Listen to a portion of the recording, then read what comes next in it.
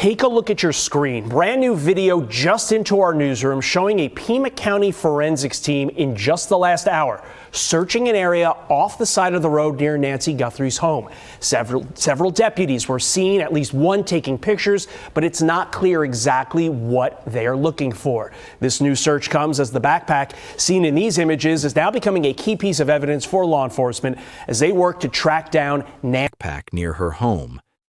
In some frames, the backpack is visible. In others, it's not. That backpack, along with other evidence, is now central to the investigation. A forensic team was recently deployed to search the roadside, and investigators are clearly treating this with the seriousness it deserves. The question a lot of people are asking is, why search at night? Why not wait until morning when visibility is better? According to a private investigator interviewed in the report, the answer might be about protecting evidence.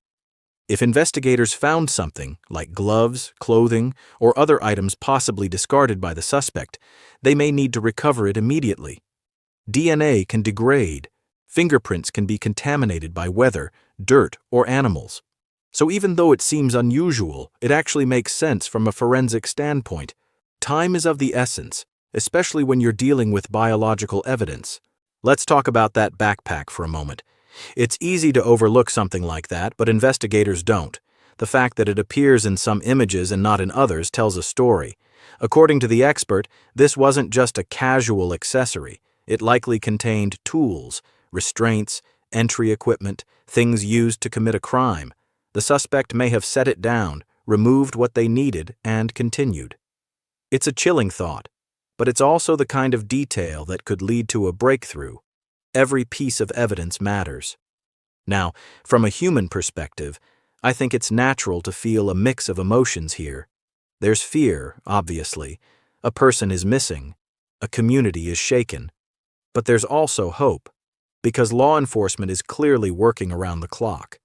These forensic teams, the investigators, the people analyzing footage frame by frame, they're doing everything they can, and that matters. One thing that stood out to me in the report was the discussion about the reward. Currently, it's set at $50,000.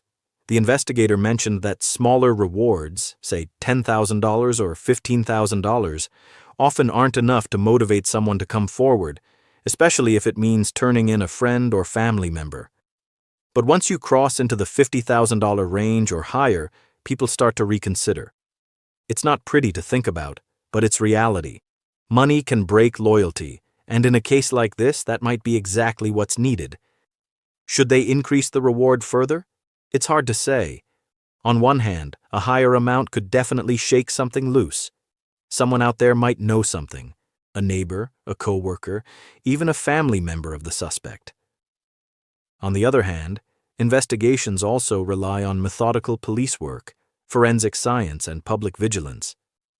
Money alone won't solve this, but it could be the catalyst that brings the right tip to the surface. I think it's also worth acknowledging the difficulty of cases like this. Investigators have to balance urgency with precision. They have to follow leads without jumping to conclusions. They have to keep the public informed without compromising the investigation. It's a delicate line, and honestly, I don't envy them. But from what we're seeing, the late-night searches, the forensic attention to detail, the public appeals, it seems like they're doing everything right.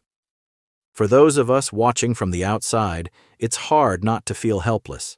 But there are things we can do. Pay attention to the details released by authorities.